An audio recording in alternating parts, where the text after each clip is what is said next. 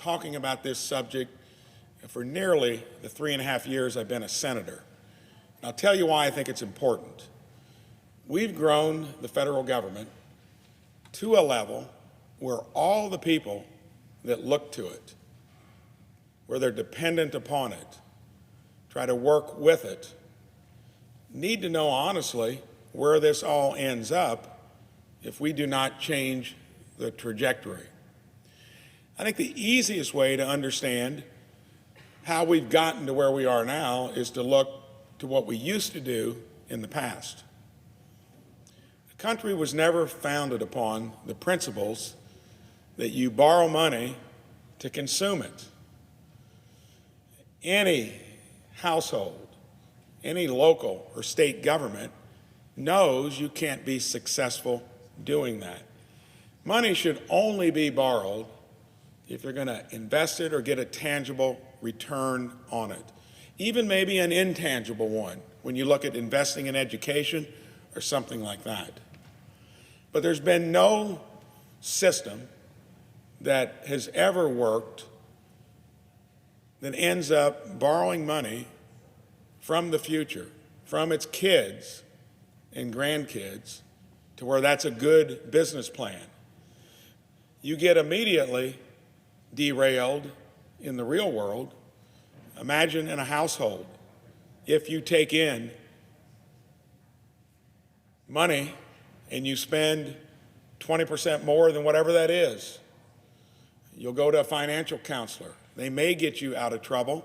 You keep doing it, you end up in bankruptcy court. Businesses have the rigor of competition.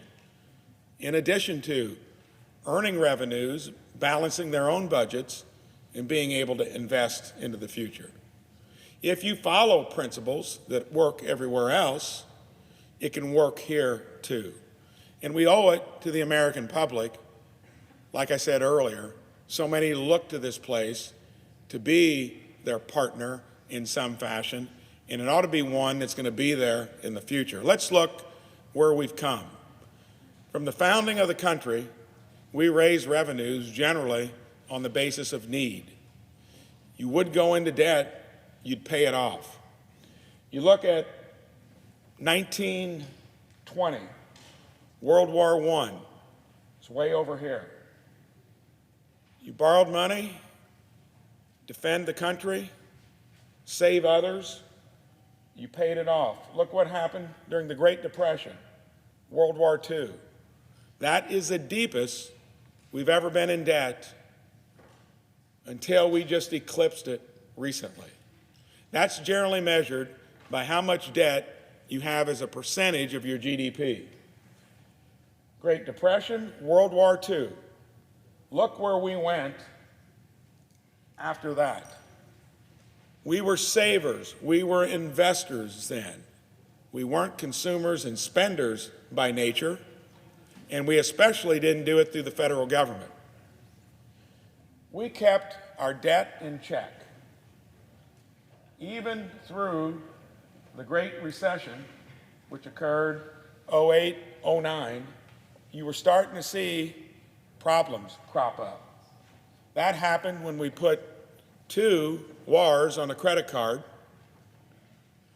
I think the other side of the aisle said, well, if you're going to do that, there are a lot of needs in our own country, and certainly there are, from healthcare, education, across the spectrum, Social Security, Medicare. Look what has happened since then. We have gone from being in relatively good shape pre-Gulf War, Afghanistan, borrowed that money, and then ran into the Great Recession and spent, seems like very little compared to how significant that was, 800 to 900 billion. And from that time to the present, I think we just said, we're borrowing money, we might as well do more. And then you start doing it for things that don't make sense. I got here 3.5 years ago, 18 trillion in debt. We were just approaching the percentage coming out of World War II here. We've now passed that and doubling down and going way beyond that. We are now, here after the pandemic, where we spent close to $4 trillion in 2020, a lot of it out of uncertainty. We didn't know much about it. We should have treated that with respect. We now know a lot about it. And we probably didn't need to shut the economy down, which cost us a lot, but we're through it. We certainly shouldn't have doubled down and spent another $3 trillion in 2021. I'm not going to go over, you hear it on the news, you see it. We've got inflation embedded into the economy currently.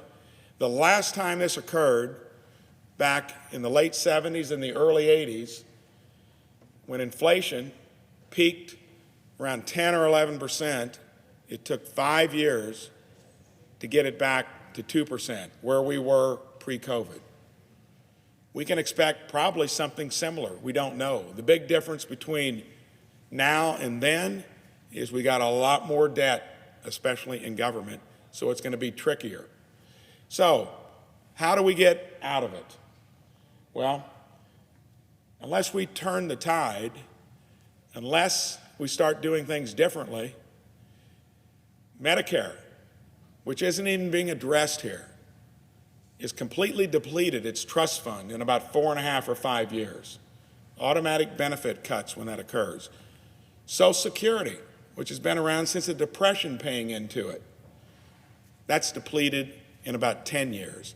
Those are two large trust funds that'll have no balance in them. Then you'd have to borrow even more money to pay the benefits. Let's show a comparison of where we stack up now with other major economies.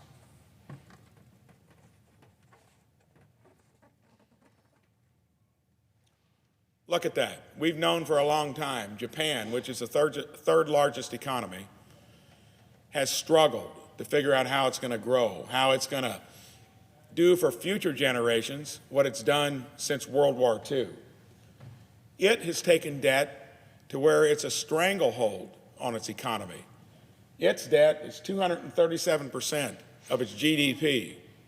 Now look who's in second place. This isn't something you want to be in second place on. United States. Our debt currently is 107% of our GDP.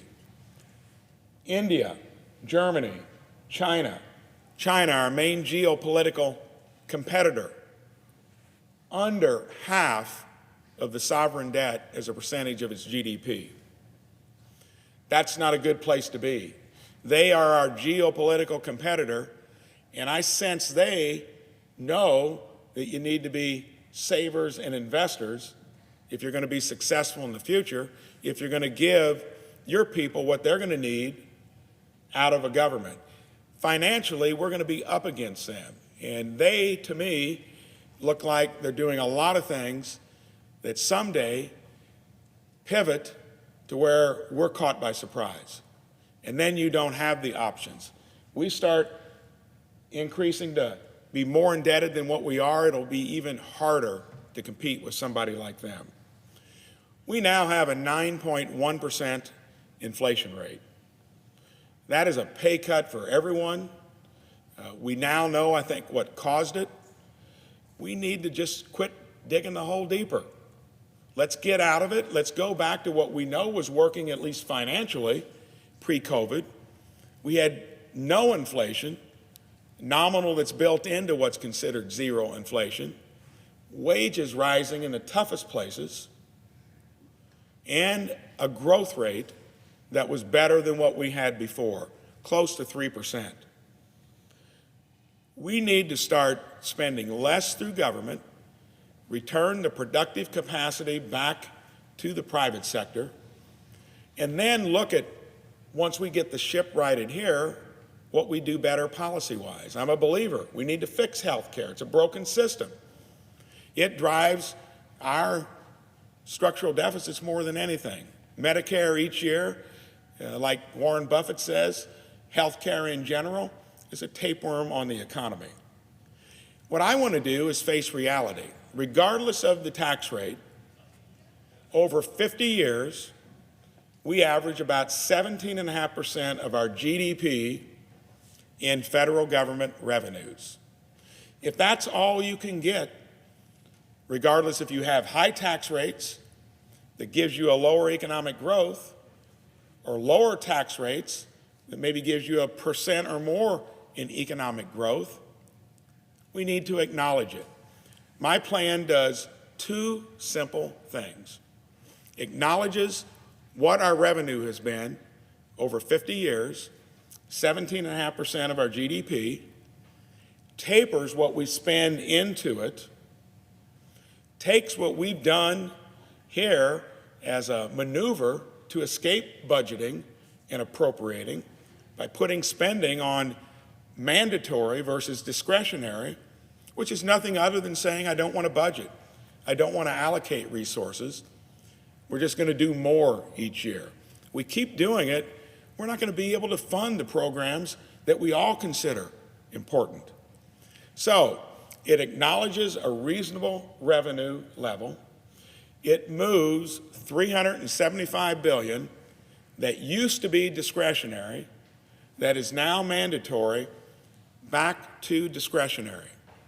And then it's going to be up to all of us as stewards of the federal government to see how we're going to make the right decisions, to take that amount and get it down to where we cut it out of the budget. That would put us in 10 years in primary balance, meaning that the only thing that contributes to our deficit is our interest. It would clearly show, too, how the big drivers of our current deficit, Medicare, Social Security, Medicaid, other mandatory spending features, are driving it. And yes, if we want to get to a real balanced budget that covers your interest, you'd have to actually find ways to do the same things with less money. Defense is always a topic on my side of the aisle. This spends on defense, arguably the most important thing we need to do as a federal government. I think there's a lot of bipartisan interest in defending our country and financing it accordingly. This spends on defense above the CBO line and gets its numbers from the Senate Armed Services Committee, plugs it in. It is going to be more robust there than what the CBO has by a little bit, because I'm a believer that what's driven this issue over the long run is what I call the unholy alliance. Folks on my side, whatever it takes, we'll spend it on defense. Said it's the most important thing we do. Medicare, Social Security, Medicaid, those are important too. They're going broke over time. So we need to work on all of that to rein it in. But defense, the most important thing, is going to be at a level that keeps us secure. If we don't exercise fiscal restraint, if we don't make the tough decisions that everyone does in running their own budgets, whether it's in a business, a local, state government, or even a household, it's going to be a hard landing someday that none of us will like.